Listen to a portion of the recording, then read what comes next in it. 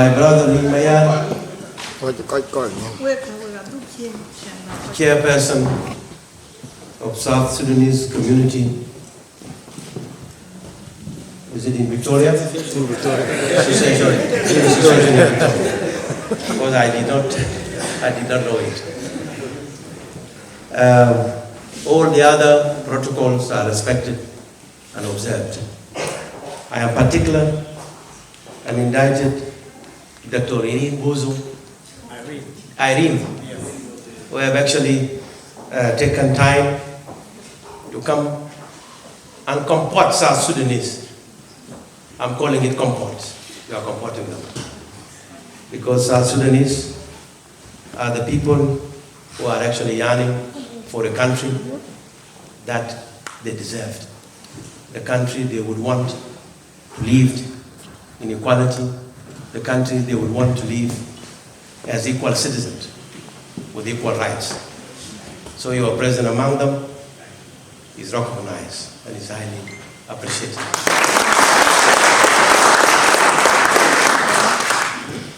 I want to give thanks to some of brothers here to whom this occasion saw the light of the day.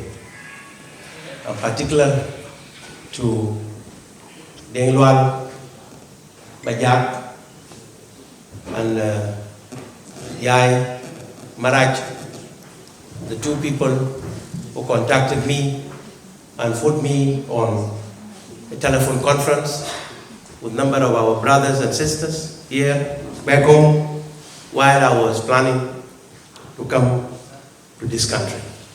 And they have asked me to be addressing the occasions that they will be having an honor to organize. This is today. It's happening.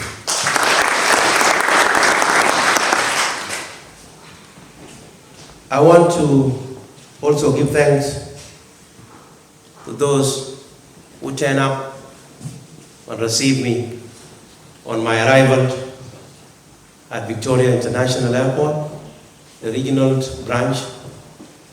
In their numbers, I almost shed tears while I was being received by committed South Sudanese who turn up in the airport in their walk of life, whether they were having different opinions. I see that reception as a uniting factor because it has united the opinions, particularly in that moment. And I'm so grateful and indebted to all those who came to receive me. I understand the reception wasn't mine. The reception was that of President Salva Kiir Mayardit, the President of the Republic of South Sudan. I dedicated that reception to him. Simply because if I were to come here in my personal capacity as Ateny Wek Ateny, a member of a certain community, a member of a certain family, and a member of a certain background, the reception that I received, that according to me today, wouldn't have happened in that color. So I take it as the reception of South Sudan, is the reception for the love of South Sudan, is the reception for the love of the President of the Republic of South Sudan, and is a reception for the love of a son that is a South Sudanese son. I don't think nothing was more or less than that. And it is quite appreciated. First of all, I would like to tell you how did I come to Australia, because you need to know that background. In actual fact, I came to Australia on purely family and private visit. Not unlike the one in 2017. Because in 2017, I came to Australia on the invitation that was extended to me by MAC Australia, that is Madinga community in Australia, in their election, to come and witness their election and their debate. And I know that is the community I come from. Nonetheless, as they are also part of South Sudan communities, that makes us to be what is called South Sudan in its 64 ethnic group. I cannot remind those who did not invite me, but whoever has invited me, I have to turn up and address that meeting in which he or she want me to attend. This year I came on family matters, but before I come here, considering that I know Australia, considering that I know the communities of South Sudanese that are actually here in Australia, I talked to the president.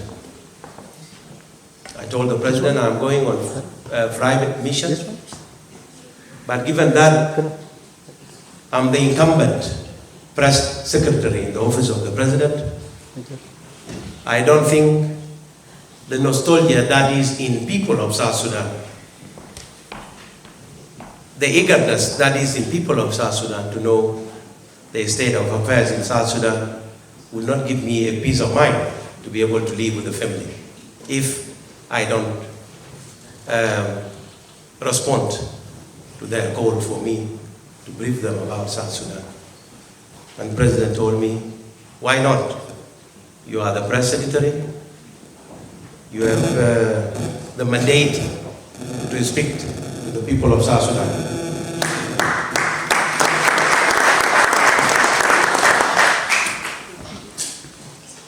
If there is a meeting, you are called to attend and speak to the people of South Sudan. The only thing that you should observe is whether or not the meeting is in conflict with your private mission. In case I'm told to come on Monday and I'm supposed to go and see the schools of my children, I would say sorry, because I have to attend to a family. But even if the meeting is organized each hour and it doesn't come in conflict with my family situation, then I will agree immediately, and I have no limitation. I can stand until tomorrow morning. I have the energy and the capacity to speak to any number of people with their different capacities. I have no problem, because I'm talking about the case I owned, because I'm a South Sudanese. I'm a South Sudanese official working in the highest office. So I own the problem. I own the process I'm talking about. Even if I know I'm talking to professors, a professor will not know your name until you tell them I am so and so. So I'm telling you what I believe I am. It's not what you have learned in classes. So that's what I want to assure you. So I have a message from the president. He told me, when you find any gathering of people of South Sudan, please pass my regards to them and tell them congratulations for your fashion, and know that I am working day and night to ensure I return the country to normalcy, so that each of you feels the peace of mind. Because as you sit here, if there is a fight in Juba, fight in Malakal, fight in Wau, you will not be able to sit here comfortably, as some people may think you are comfortable here. Because I saw people telling those who are in the Western world that you are in the comfort of the West. I was part of these people. I was in the United Kingdom. But when I went home, I'm the one telling them that there is no comfort in the West. There is determination and if you don't demonstrate the ability to work hard, you will be nobody in Western world. There is no comfort. They are not sleeping at their homes. They work tirelessly to ensure the ends is meeting. So the president is returning a country to normalcy with, of course, the colleagues of him that have signed a peace agreement with him. If they all respond like the way President Salva Kiir is responding to the implementation of the revitalized peace agreement or resolution of conflict in the Republic of South Sudan, then in November 2019, we will be able to have permanent peace in the country. So please accept regards from His Excellency Salva Kiir Mayardit, the President of the Republic of South Sudan. In actual fact, there is something very important I wanted to remind you about before I get into telling you exactly how peace was signed, which most of you has already followed. This is something not new for you. How the power has been distributed, the distribution of power, and how the security arrangement has been going.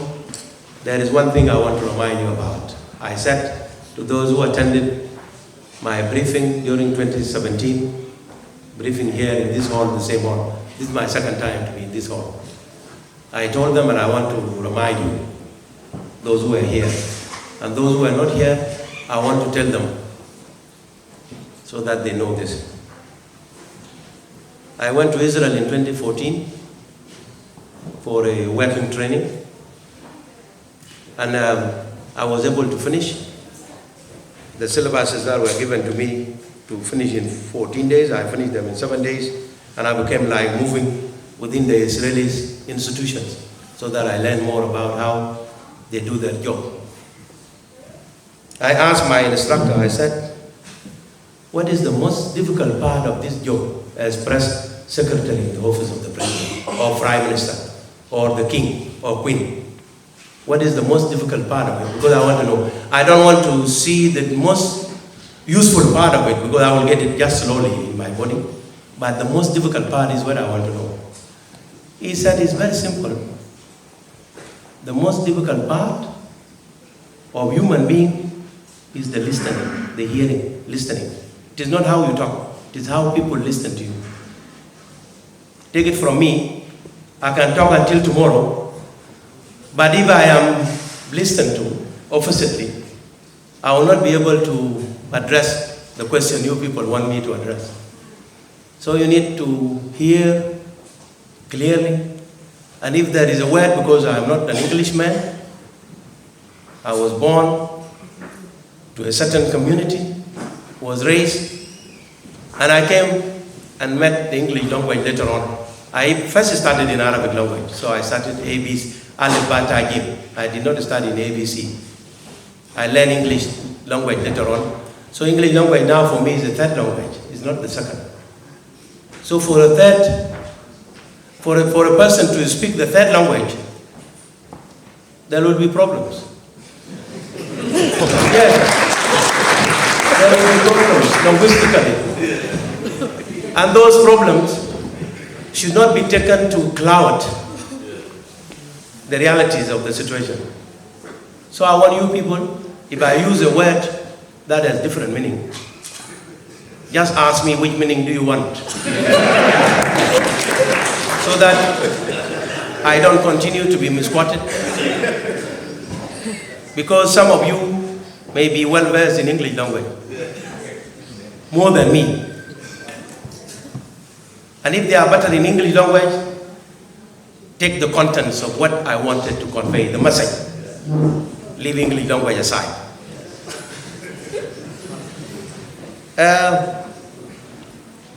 The revitalized peace agreement or resolution of conflict in the Republic of South Sudan is one of the very complicated agreements, because it is an agreement that emanates from an agreement called the Agreement of Resolution of Conflict in the Republic of South Sudan. After the eruption of political crisis in 2013, our neighbors, the IGAD, came up with a formula to restore peace to South Sudan. And that formula was put on the table and was not allowed to be discussed by the parties in conflict. So it was like, take it or leave it. Those who were unable to sign on the 17th of August 2015 were coached to sign and were pressurized to sign. If they were not to sign, they were threatened with sanctions. So the agreement on resolution of conflict was arrived at through intimidation, through mass sign process. Dr. Riak and some of his group signed in Addis Ababa, but President Salva Kiir said, I have to go to Juba to sign in Juba in front of the people of South Sudan. And in fact, on the day 26th of August, barely after another week or 9 days, he came to Juba and signed the agreement on resolution of conflict. The agreement on resolution of conflict in the Republic of South Sudan had a provisions that allows the two armies to operate in one country under one system. One system, two different armies. And imposed the idea of the president being the commander-in-chief of the army, of the incumbent army, and the first vice president, Dr. Riak, as the commander-in-chief of the Sudan People Liberation Army in opposition. So there were two armies. In fact, it was taken out of context of the CPA, the Comprehensive Peace Agreement in the Sudan, that has culminated into the self-determination that was part of the provision which gave rise to independence of the Republic of South Sudan. When people of South Sudan, including you here, has voted for 99.8% for the secession of the then Southern Sudan. The IGAD took the same formula without taking into account that the situation in which the two armies were adopted during the CPA was completely different from what is in South Sudan. Imagine the SPLA was in South Sudan, in Southern Sudan, and Sudan Army was in the Sudan. The 6 years pre-interim period, and so the Northern Sudanese forces going away from South Sudan back to Northern Sudan. So the line between the two forces was huge. In order for you to want to attack the other force, you will be seen crossing the border. But not the one in South Sudan. If you put two armies in Juba, you are applying a wrong formula, because it was not allowed in Sudan so that two armies be in Khartoum. Then we would have had a different situation. There were a contingency of 1,500 force that was called JIU, in which South Sudanese were locked up in Kobar. Kobar, if you go to Khartoum, Kobar is about Soba is about 24 miles away from Khartoum center. And Sudan forces came and made, they put a sun on those places, so that those who are there, if they want to come to Khartoum, they will climb up to about 20 feet or 30 feet above the sea level. It is like flying. You are inside, locked there inside. You cannot come out. That is why there was no fighting in Khartoum, even when Dr. John Garang crashed, and it was thought that his crash was mysterious. It was blamed on Khartoum.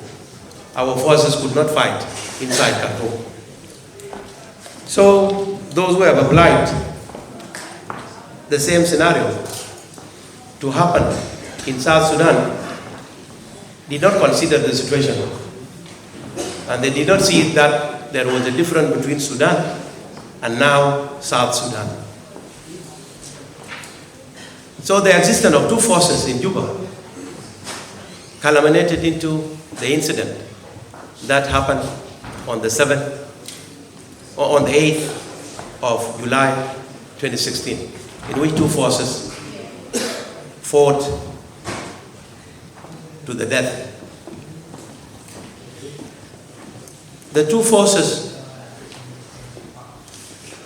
fought in a situation that, when you look at how the fighting happened, particularly for those of us who were an eyewitness, because we were in year one during the fighting, you will see that the future of the country was fully to test. Simply because only God has intervened. Otherwise, South Sudan as a country would have collapsed during the fighting in year one. Because if a force of about 400 men just appeared from nowhere to come and storm the palace in which the president was sitting, together with the first vice president, with an intention of trying to rescue Dr. Yak. For what? Nobody knew. It was rescue for what? Because they were in a meeting. There was nobody as, there was nobody that was arrested. When the fighting happened, if the president and the first vice president were to die in the fighting, South Sudan would be no more today. And it is because of this agreement or resolution or conflict that has even widened the conflict during the 2016 crisis. But thank God, President Salva Kiir is somebody that has a heart. Is somebody that has patience. He's somebody that has a forgiving heart. Even after the forces of Riek were thwarted and beaten off, and Riek Machar remained vulnerable, President Salva Kiir protected him and made sure that he was taken back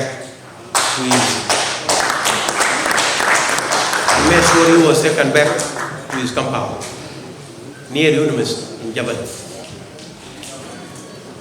It would have been another story if an opposition leader signed an agreement, goes to Juba in accordance with the provision of the agreement, and then is killed there in cold blood.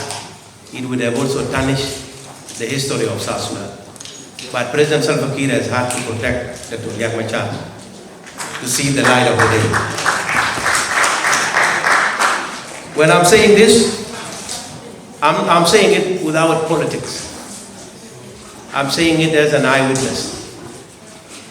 As the head of the communication, and the head of the media and public relations in the office of the president, I saw those things with my eyes. I did not hide anywhere, because as a journalist, my friend Ajak will believe this.